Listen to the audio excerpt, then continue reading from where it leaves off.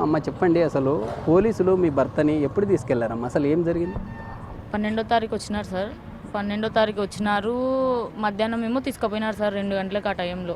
మాకు అసలు వాళ్ళు స్టేషన్ తీసుకుపోయినారని కూడా మాకు 4 రోజుల వరకు తెలియలేదు సార్. ఎప్పుడు తెలిసిందంటే 2 రోజుల తర్వాత మా అన్నని బెంగళూరు పోయి తీసుకొని వచ్చినప్పుడు రాత్రి 2 గంటలప్పుడు మాకు ఇక్కడ తెలిసిందనమాట. తెలిసినప్పుడు అప్పటి వరకు కూడా 5 రోజుల వరకు మమ్మల్ని ఎవరు పిలిచలేదు, ఏమీ మాట్లాడలేదు. ఒక 5 రోజుల తర్వాత బట్టలు ఇమ్మని పిలిచినారు సార్. బట్టలు ఇమ్మని చెప్పి మేము అప్పటి నుంచి బట్టలు ఇంకా డైలీ తిరుగుతూనే ఉన్నాం, కానీ ఏమైంది సార్ అంటే ఎవరు మాకు చెప్పలేదు సార్. ఒక 10 రోజుల తర్వాత ఫోన్ చేసినారు. చేసి సార్ ఏం చెప్పినారంటే మాకు 3 లక్షలు డబ్బులు కట్టండి అమ్మ, మా ఇంటి స్థలాల పేపర్లు కూడా ఇంటికి తీసుకుపోయినారు సార్. ఇంటికి వచ్చి చెకింగ్ చేసినారు పోలీసు వాళ్ళు. అన్నీ మా ఇంటి పత్రాలు అన్నీ, ఇంట్లో ఉన్న వస్తువులన్నీ చాలా తీసుకుపోయినారు సార్. తీసుకున్న తర్వాత ఆ ఇంటి పత్రాలు ఇప్పుడు వెంటనే అమ్మేసి సగం 3 లక్షలు మాకు కట్టమని చెప్పినారు సార్. కానీ మేము అంతోటి ఇప్పుడు మేము అమ్మలేము, అది తీసుకునే సిచ్యువేషన్లో ఎవరు లేరు, మేము 3 లక్షలు కూడా కట్టలేము సార్, మాకు సంబంధం లేదు సార్ అని మేము చెప్పేసినాం సార్. సర్లేండి అమ్మ మేమే అమ్ముకుంటామని కూడా వాళ్ళు చెప్పినారు సార్. ఆ తర్వాత ఇప్పుడు 20 రోజులు అవుతుంది సార్. ఆ 20 రోజుల వరకు నేను డైలీ బట్టలు ఇస్తున్నా, వాళ్ళకి అన్నీ తీసుకుపోయి మేము ఇస్తూనే ఉన్నాం సార్. పిల్లలు ఏడుస్తున్నారు, పిల్లలతో ఒక 5 నిమిషాలు మాట్లాడిస్తున్నారు, వాళ్ళు సెల్ లోపలనే ఉంటారు, మేము జస్ట్ బయట నుంచి మాట్లాడి వెంటనే వస్తున్నాం సార్. ఎందుకు ఈ పోలీసులు ఎందుకు 3 లక్షలు కట్టాలన్నారు? మీకుండే ఆస్తులని వారే మేము అమ్ముకుంటామని ఎందుకు చెప్పారు? అసలు ఇదంతా వ్యవహారానికి సంబంధించి ఆ ఉండే పోలీస్ సంబంధించినటువంటి అధికారి పేరు ఏమి అసలు? ఆ సార్ పేరు రంగారావు సార్. సార్ అని తెలుసు సార్, ఆ సార్ పేరు నాకు తెలుసు. ఆ సార్ ఇట్లా అడిగినారు సార్, ఎందుకు ఇట్లా 3 లక్షలు కడితే మీ పిల్లని వదిలేస్తామని కూడా మాకేం కరెక్ట్గా చెప్పలేదు సార్. ఆయన జస్ట్ ఏమని చెప్పినారంటే కట్టండి అమ్మా, మీకు మంచి జరుగుతుంది, ఇంటి స్థలం పేపర్లు మీకు వస్తాయి, లేకుంటే మీ ఇష్టము అని అట్లా చెప్పినాడు సార్ ఆయన. ఇట్లా ఎందుకు ఇవన్నీ మాకు తెలియదు సార్. అసలు ఇవన్నీ ఎందుకు జరుగుతున్నాయి, వాళ్ళని ఎందుకు స్టేషన్ తీసుకుపోయినారు, ఇవన్నీ తెలియకనే మేము 20 రోజుల వరకు చూసినాం సార్. మేము పోయినప్పుడల్లా వాళ్ళు ఏం చెప్తున్నారంటే మేము కోర్టుకి వేస్తాము, 2 రోజులు ఉండండి, సబ్ జైలుకి వేస్తాము, అప్పుడు ఏం సమస్య ఉండదని చెప్తూనే ఉన్నారు. కానీ వాళ్ళని 20 రోజులు అవుతుంది సార్, 21 రోజులు అవుతుంది, ఇప్పుడు వరకు స్టేషన్లోనే ఉంచుకున్నారు సార్. నేను అందుకే ఏమో తెలుసుకోవాలి కదా సార్, ఇప్పుడు ఏం జరుగుతున్నాడో మాకు తెలియదు, వాళ్ళు చెప్పుకున్నారు. ఇప్పుడు 3 లక్షలు వెంటనే కట్టమని సార్ అడిగితే మేము ఏ దానికోసం కట్టాలి, ఎందుకు కట్టాలని మేము కోర్టు వారిని మేము మాట్లాడుకొని కోర్టు వాళ్ళతో మాట్లాడుకోవడం జరిగింది సార్. ఏం పని చేస్తారమ్మా మీ భర్త? ఏం పని చేస్తారు అంటే పోలీసులు అనుమానితుడిగా ఏదో కేసు కోసం అని తీసుకెళ్ళామంటున్నారు. వాస్తవంగా పోలీసులు ఏదన్నా ఒక అనుమానితుడిని తీసుకెళ్తే 24 గంటల్లోపు జడ్జి ముందు హాజరు చేసి చట్టాలు ఉన్నాయి, ఆ ప్రొసీజర్ ప్రకారం వెళ్ళాలి. ఈ పోలీసులు దాదాపు 20 రోజులు గడుస్తుంది అంటున్నారు. ఎందుకు ఉండే జడ్జికి కానీ అక్కడ ఉండే రిమాండ్కి కూడా తరలించలేదు? అంటే ఏం జరిగింది అసలు?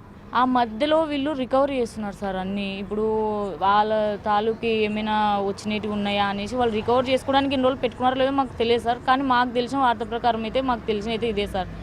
రికవరీ ఎందుకు చేస్తున్నారో కూడా తెలియదు సార్. అసలు వాళ్ళు చేయలేదా అని మేమంటుంటే వాళ్ళు చేసినారని వాళ్ళు అంటున్నారు సార్. అంటే వాళ్ళే బలవంతంగా రికవర్ చేయించుకుంటున్నారో ఏమో సార్, మాకైతే నిజంగా తెలియదు సార్. కానీ ఇప్పటికైతే ఆ మనిషి అయితే ఏమీ చేయలేదు సార్. కానీ 3 టౌన్ సార్ వాళ్ళు చేసినారని చెప్తున్నారు సార్. ఇప్పుడు ఒకవేళ అట్లా చేసినట్టు ఉంటే కూడా వాళ్ళు సబ్ జైలుకి పంపించాలి సార్. 20 రోజులు అట్లా స్టేషన్లలో పెట్టుకొని బట్టలు లేకుండా పని పెట్టడాలు అట్లాంటివి చేస్తే కష్టంగా సార్. ఎందుకే ఇప్పుడు వాళ్ళు భయపడుతున్నారు సార్, కొడతారేమో అని. ఇప్పుడు 4 టౌన్ వాళ్ళు కూడా తీసుకొచ్చినారు. ఇప్పుడు వాళ్ళని కొడతామని నేను అడిగినాను సార్ గట్టిగా. సార్ ఇన్ని రోజులు 20 రోజులు స్టేషన్లో పెట్టుకొని బట్టలు లేకుండా వాళ్ళని పని పెడుతున్నారు కదా సార్, ఇప్పుడు వీడు తోలుకొచ్చినారు, ఏమన్నా కొడతారా సార్ అని నేను గట్టిగానే అడిగినాను సార్. అడిగింటే ఆ సార్ చూసి ఎందుకు కొడతామమ్మ, లోకల్ పోలీసులతో ఇట్లా మాట్లాడతారా మీరు, అది ఇదని అని ఏమేమో అన్నారు సార్. సర్లేండి సార్. ఏం పని చేస్తారమ్మా? అంటే ఖాళీగా ఉండే మీ హస్బెండ్ ఏం పని చేస్తారు అసలు? జొమాటో పార్ట్ టైం చేస్తాడు సార్. సెంట్రింగ్ మిషన్స్ కొనుక్కున్నాడు సార్, 30,000 పెట్టి అవి చేసినాడు సార్.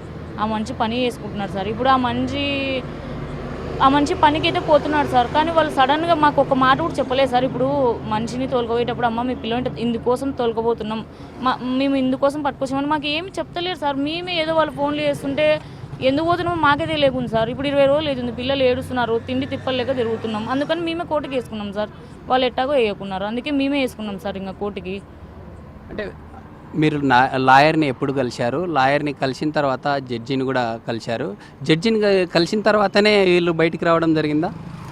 అవును సార్. ఇప్పుడు సార్తో మాట్లాడి ఒక 4 రోజులు అవుతుంది సార్. శనివారం రోజే మాట్లాడతామన్నారు సార్. ఆ రోజు కొంచెం కుదరక సారు లేదని చెప్పినారు. ఈ రోజు సార్ వాళ్ళు పట్టుకున్నందుకే వాళ్ళిద్దరు బయటకు వచ్చినారు సార్. ఇప్పుడు మాకు లాయర్ వాళ్ళు మాకు ఎంతగానో మాకు హెల్ప్ చేసినారు సార్. వాళ్ళు హెల్ప్ చేసినందుకే ఇప్పుడు వాళ్ళు వచ్చినారు సార్. ఇంకా ఇప్పుడు 4 టౌన్ సార్ వాళ్ళు కూడా మమ్మల్ని ఏమీ అంటలేరు సార్, ఇంటికి పంపిస్తాము అంటున్నారు సార్. మమ్మల్ని పిలిచినప్పుడు ఒక్కటి వచ్చి మాట్లాడండి అని మాత్రమే చెప్తున్నారు సార్. 4 టౌన్ వాళ్ళు కూడా మమ్మల్ని ఏమీ అంటలేరు సార్. వాళ్ళు కూడా మనం చూసాం. ఇప్పుడు ఆటోలో తీసుకొని వచ్చారు ఇద్దరు, ఎవరైతే ఉన్నారో మీ రిలేటివ్స్గా ఉండే వాళ్ళు మీ హస్బెండ్తో పాటు మీ తమ్ముడు కూడా ఉన్నారని చెప్తా ఉన్నారు కదా. పోలీసులు ఆల్రెడీ 3వ పట్టణ పోలీస్ స్టేషన్లు అక్కడ 14 రోజులు అక్కడ ఎలాంటి ఆధారాలు లేకుండా పెట్టుకున్నారు. మరి వెంటనే 4 టౌన్ వాళ్ళు వచ్చి కేసు ఉందని చెప్పి హడావిడి చేస్తున్నారు. ఎందుకు అంటే పోలీసు వాళ్ళు చేసిన తప్పును సరి చేసుకోవడం కోసమేనా? అదే మాకు అర్థం కాకుండా సార్, మా వరకైతే అర్థమైనట్టు అట్లే ఉంది సార్. ఇప్పుడు వాళ్ళు 20 రోజులు పెట్టుకోవడం వాళ్ళ తప్పు ఒకటే కదా సార్, వెంటనే ఈ స్టేషన్కి వేయించినారు. ఒకవేళ వాళ్ళ తప్పు కాదని తెలిసిండే, వాళ్ళ తప్పులు ఏమన్నా ఉంటే కూడా సరే వీళ్ళ దగ్గర సాక్ష్యాలు ఉన్నాయని తెలిసినప్పటికీ వాళ్ళ సాక్ష్యాలు అక్కడికి పంపించుకొని వాళ్ళు రిమాండ్కి వేయచ్చు కదా సార్. ఇప్పుడు వెంటనే 20 రోజుల తర్వాత ఇప్పుడు ఇది బయట పడిందని చెప్పి సార్ వాళ్ళ మేము మాట్లాడుకున్నామని చెప్పి బయటికి పంపించి ఇప్పుడు మళ్ళీ వెంటనే ఈ స్టేషన్కి ఎట్లా పంపిస్తారు సార్ వాళ్ళు? సరే పంపించినారు సార్, ఇప్పుడు మేము ఈడ కూడా మేము ఉంటాం సార్, ఈడ కూడా ఏమైనా జరగదు, మేము ఇక్కడనే ఉండి పోరాడతాం సార్. సరే వాళ్ళ తప్పులు ఒప్పులు ఏమన్నా ఉన్నా కానీ వాళ్ళైతే చేయలేదు. ఒకవేళ చేసినామని అంతగా ఏమన్నా చేసినప్పుడు మేము మాట్లాడుకోవడానికి రెడీ ఉన్నాం సార్.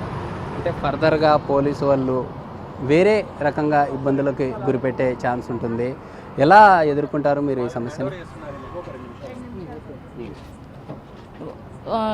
ఏందన్నా ఫర్దర్గా పోలీసు వాళ్ళు మీకు ఇబ్బందికి పెడితే ఎలా మీరు వారి నుండి ఎలా ఇదవుతారు అసలు? ఇప్పటికైతే ఫోటో సార్ వాళ్ళు అయితే మమ్మల్ని అయితే ఏమి ఇబ్బంది పెట్టలేదు సార్. ఇప్పటికైతే 3 టౌన్ వాళ్ళు 20 రోజులు ఉంచుకున్నారు సార్. అది మాకు తెలియక మేము లాయర్ని పెట్టుకొని మేమే బయటకు తీసుకొచ్చుకున్నాం సార్. అదే సార్ జరిగింది. ఇంకా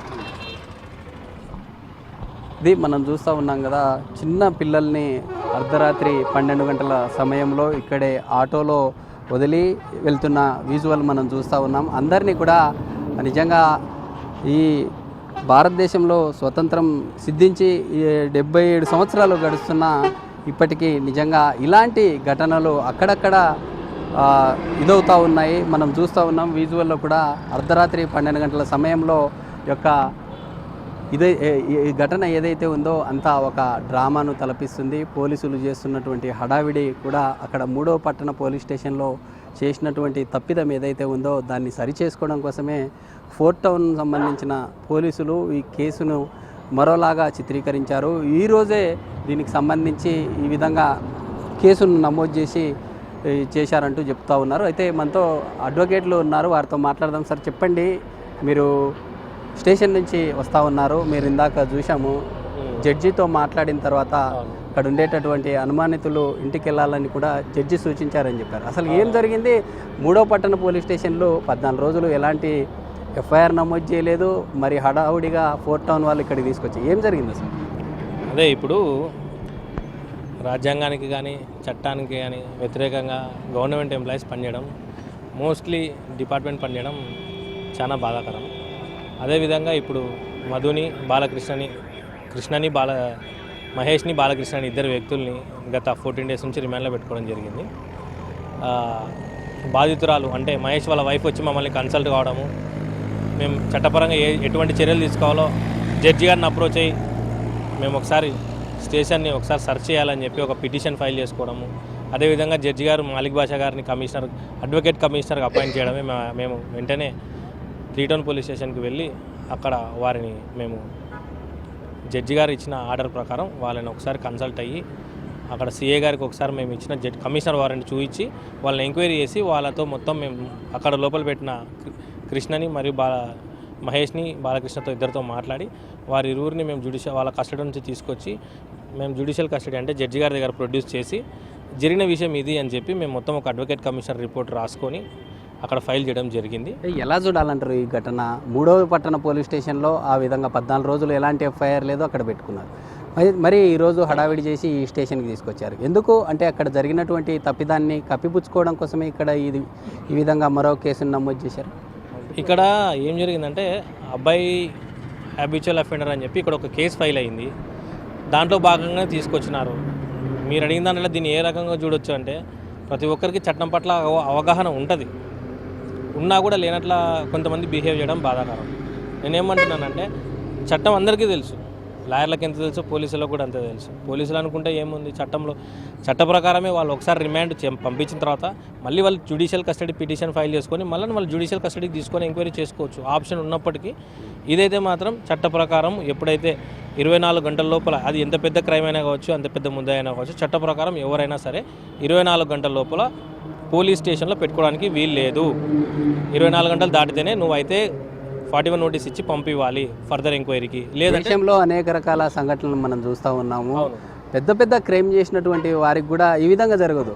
నిజంగా మనం చూస్తూ ఉన్నాము. ఈ 77 ఇయర్స్ ఇండిపెండెన్స్లో అర్ధరాత్రి 12 గంటల సమయంలో స్టేషన్ ముందు ఇలా ఈ ఘటన అసలు ఎలా చూడాలంటారు? అంటే మనం గతంలో చూసాము, ఒక న్యాయవాదిగా ఆ రోజు జరిగినటువంటి మూవీ ఏదైతే ఉందో జై భీమ్ సినిమాను తలపిస్తూ ఉంది. అంటే సమాజానికి పోలీస్ సంబంధించినటువంటి అధికారులు ఎలా చూడాలి? అంటే గతంలో ఫ్రెండ్లీ సంబంధించిన పోలీస్ ఆఫీసర్గా అని చెప్పి గొప్పలు చెప్తూ ఉంటారు.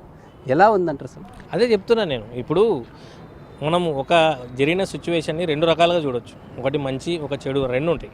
నేనేమంటున్నా అంటే జరిగిన విషయము ఇందాక మీకు చెప్పినట్ల కంపల్సరీ వాళ్ళకి అవగాహన లేని వాళ్ళైతే కాదు, వాళ్ళకి అవగాహన ఉంది. నేనేమంటున్నా అంటే ఎన్నో వందలు జరుగుతున్నాయి. ఇప్పుడు వాళ్ళ భార్య ధైర్యం చేసి మా దగ్గరకు వచ్చింది, సార్ మాకు మమ్మల్ని కాపాడండి, మాకు లీగల్ హెల్ప్ చేయండి అని చెప్పి. మేము ఈరోజు కూడా అడ్వకేట్స్గా మా క్లయింట్స్ కోసం ఈరోజు ఇక్కడికి వచ్చాము. మేము ఇంకా కొద్దిసేపైనా వెయిట్ చేస్తాము. మా క్లయింట్స్కి మేము న్యాయం చేసుకుంటాం. వాళ్ళ దొంగలైనా దొరలైనా ఎవరైనా కావచ్చు, కోర్టులో చూసుకుంటాం. రెస్ట్ ఆఫ్ ది మేము ఏదైనా సరే కోర్టులో ఫైట్ చేసుకుంటాం. దీని ద్వారా నేను చాలామందికి చెప్పాల్సింది ఏంటంటే లీగల్గా ప్రొసీడ్ అయినప్పుడు ఎవరికి ప్రాబ్లమ్స్ రావు. అది డిపార్ట్మెంటల్ అయినా కావచ్చు, మేమైనా కావచ్చు. ఇప్పుడు ఒకవేళ మేము కూడా చట్టాన్ని దానికి అనుకూలంగానే ఉండాలి, దాన్ని దాటిపోవడానికి లేదు. ఆ లిమిట్స్ అందరికీ ఒకటే ఉంటాయి. అడ్వకేట్స్కి ఒకటే ఉంటుంది, పోలీసుల వరకు ఒకటే ఉంటుంది, జ్యుడిషియల్ డిపార్ట్మెంట్ అందరికీ ఒకటే ఉంటుంది. ఎప్పుడైతే చట్టాన్ని మీరు ఎవరైనా ప్రవర్తిస్తారో అప్పుడు ఇట్లాంటి కొన్ని సిచ్యువేషన్స్ జరుగుతాయి. కాబట్టి చట్టానికి ప్రతి ఒక్కరికి అవగాహన ఉంది కాబట్టి దాన్ని తెలుసుకొని నడుచుకుంటే మంచిది. అంటే ఫర్దర్గా ఎలా ముందుకెళ్ళబోతా ఉన్నారు? అంటే ఇప్పటికే మనం చూస్తూ ఉన్నాము, మానవ ఉల్లంఘన కొంత జరిగింది, దాన్ని ఎలా ఎదుర్కోబోతున్నారు? 100% జరిగింది. నెక్స్ట్ ఫర్దర్ ఏమేమి యాక్షన్స్ తీసుకోవాలో మేము వాళ్ళకి చెప్పడం జరిగింది. మీరు అన్నట్లు కంపల్సరీ హ్యూమన్ రైట్స్ వైలేషన్ అయితే, వాళ్ళ రైట్స్ అయితే వైలేషన్ జరిగింది. వాళ్ళు ఏ రకంగా యాక్షన్స్ తీసుకోవాలో వాళ్ళకు కూడా ఐడియా, వాళ్ళకి తెలుసు. వాళ్ళకి మేము సజెషన్స్ ఇచ్చాం మా క్లయింట్స్గా. ఫర్దర్గా మేము దీన్ని నెక్స్ట్ స్థాయికి తీసుకెళ్తాము. దీని మీద కొన్ని యాక్షన్స్ అయితే తీసుకుంటాము. ఫర్దర్గా ఇట్లాంటి రిపీట్ కాకుండా చూసుకుంటాము. ఎందుకంటే ఇట్లా బాధింపబడిన వాళ్ళు చాలామంది ఉన్నారు. ఈరోజు వాళ్ళు ముందరకు వచ్చినారు కాబట్టి బయటికి వచ్చినాయి. ఇలా జరగని బయటికి రానివి చాలా ఉన్నాయి. ఇది ఓవరాల్గా మనం చూస్తూ ఉన్నాం. విజువల్లో కూడా అర్ధరాత్రి 12:30 టైంలో అంతా ఉండే అనుమానితులుగా ఉండే వాళ్ళు కూడా మనతో ఉన్నారు. వారితో కూడా మాట్లాడదాం. అసలు పోలీసులు ఎప్పుడు తీసుకెళ్లారు, అసలు ఏం జరిగింది అనేది కూడా మాట్లాడదాం. బ్రదర్ చెప్పండి, పోలీసులు మిమ్మల్ని ఎప్పుడు తీసుకెళ్లారు, అసలు ఏం జరిగింది, ఏమన్నారు పోలీసులు తీసుకెళ్ళి? మమ్మల్ని పోలీసులు తీసుకెళ్ళినప్పుడు 12వ తారీఖు తీసుకెళ్ళారు సార్. 12వ తారీఖు తీసుకెళ్ళినారు. తీసుకెళ్ళి దొంగతనం కేసులో పెట్టినారు మమ్మల్ని. పెట్టిన తర్వాత ఇంకా 18 రోజులు అక్కడనే ఉన్న తర్వాత ఈరోజు సార్ వాళ్ళు వచ్చి తోలుకొచ్చిన తర్వాత ఇప్పుడు జరిగిందిట. అంటే ఏం చేశారు అసలు? ఇంత మీ పేరెంట్స్కి కూడా తెలియకుండా ఎక్కడ పెట్టారు, అసలు ఏం చేశారు పోలీసులు? అంటే 3 టౌన్లో పెట్టినారు సార్. 3 టౌన్ స్టేషన్లో పెట్టినారు నన్ను. వాళ్ళందరినీ అయితే 4 టౌన్లో పెట్టినారు, నన్ను ఒక్కరిని 3 టౌన్లో పెట్టినారు. 3 టౌన్లో పెట్టిన తర్వాత ఇంకా అక్కడి నుంచి ఎక్కడ తొలగలేదు. డైరెక్ట్గా మేము ఈరోజు వాళ్ళు వచ్చింటే వాళ్ళు సార్ వాళ్ళు వచ్చింటే సార్ వాళ్ళు దొరికినారు. అంటే గతంలో ఏదన్నా మీ మీద ఏదైనా కేసులు కానీ మీరు ఏదన్నా చేశారా? అంటే అనుమానితులుగా మిమ్మల్ని తీసుకెళ్లారు అంటే గతంలో ఏదన్నా చేశారా మీరు? గతంలో ఏం కేసులు లేవు నా మీద. ఫస్ట్ టైం కేసు ఇది. ఫస్ట్ టైం కేసు ఉన్నందుకు తోలుకొచ్చినారు. అయితే మనం చూస్తూ ఉన్నాము 14 రోజుల పాటు దాదాపు 3 టౌన్లో ఉన్నారు కదా. మరి ఈరోజు సడన్గా 4 టౌన్లో కేసు నమోదు చేశామంటూ పోలీసులు తీసుకొని వచ్చారు. ఎందుకు అంటే అక్కడ జరిగిన తప్పును ఈ విధంగా తీసుకురావడం జరిగిందా? అసలు ఏం జరిగింది? మనకంత ఐడియా లేదు సార్, నాకు తెలియదు దాని గురించి. ఏం పని చేస్తారు మీరు జనరల్ టైంలో? ఏం పని చేస్తారు అంటే ఎంతమంది పిల్లలు? నాకు 2 పిల్లలు. జొమాటో వర్క్ చేస్తా, లేదంటే సెంట్రింగ్ పని పోతాం. ఇది ఓవరాల్గా ఉండే ఎవరైతే అనుమానితుడిగా ఉన్నారో అతని మీద ఎలాంటి కేసులు కూడా గతంలో లేవు. కేవలం పోలీసులు ఏదో ఒక కేసు సంబంధించినటువంటి విషయం మీద అనుమానితుడిగా తీసుకురావడం జరిగింది. పోలీసులు 3వ పట్టణ పోలీస్ స్టేషన్లో చేసినటువంటి ఈ ఘటన దేశవ్యాప్తంగా ఇప్పుడు కలకలం రేపింది అని చెప్పుకోవాలి. ఎందుకంటే గతంలో ఒక సినిమా ఏదైతే ఉందో జై భీమ్ సినిమా తరహాలో ఒక దళిత సంబంధించిన ఒక వ్యక్తిని పోలీస్ స్టేషన్లో నిర్బంధించి ఎలాంటి ఎఫ్ఐఆర్ నమోదు చేయకుండా అలాంటి ఘటనే ఈరోజు కర్నూలు 3 టౌన్లో రిపీట్ అయింది. అయితే ఈ దాష్టికానికి పాల్పడినటువంటి పోలీస్ అధికారుల మీద తక్షణమే చర్యలు తీసుకోవాలంటూ కూడా కోరుతున్న పరిస్థితి అయితే కనిపిస్తూ ఉంది. అయితే దానికి సంబంధించినటువంటి న్యాయవాదులు కూడా బాధితులకు సంబంధించిన వారి పక్షాన పోరాడతామని చెప్తున్న పరిస్థితి. మానవ హక్కుల ఉల్లంఘన కూడా జరిగింది. అయితే రానున్న రోజుల్లో మానవ హక్కుల కమిషన్ కూడా ఫిర్యాదు చేస్తాం. ఎందుకంటే ఈ ఘటన సంబంధించి ఎవరైనా చట్టం ముందు అందరూ సమానమే, చట్టంలో తప్పు చేస్తే 24 గంటల లోపు ఎఫ్ఐఆర్ నమోదు చేయాలి, జడ్జి ముందు ప్రవేశపెట్టిన తర్వాత రిమాండ్కు తరలించాలి. అవన్నీ జరగకుండా కేవలం ఈ 14 రోజుల పీరియడ్ ఏదైతే ఉందో ఏదో ఒక కేసు విషయంలో ఏదైతే అమాయకులు ఉన్నారో ఆ అమాయకులను తీసుకొచ్చి ఈ విధంగా చేస్తున్నారు, బలవంతంగా కేసుల పేరిట ఇబ్బందులకు గురి చేస్తున్నారని కూడా బాధ్యులు చెప్తున్న పరిస్థితి. అయితే దీనికి సంబంధించి ఇప్పటికే పోలీసు ఉన్నత అధికారులు తక్షణమే స్పందించాలంటూ కూడా ఓవరాల్గా కోరుతున్న పరిస్థితి. అయితే ఇలాంటి ఘటన చాలామంది బాధితులు చాలా వేళ్ళలో కూడా ఉంటారంటూ కూడా లాయర్లు చెప్తున్న పరిస్థితి అయితే కనిపిస్తూ ఉంది. ఎందుకంటే వీళ్ళు ధైర్యం చేసి వచ్చారు, అందుకే ఈ యొక్క ఘటన బయట తెలిసింది. దీనికి సంబంధించి పోలీసుల తీరుపై అయితే న్యాయవాదులు కావచ్చు లేదా ప్రజా సంఘాలు కూడా పూర్తి స్థాయిలో మండిపడుతున్న పరిస్థితి అయితే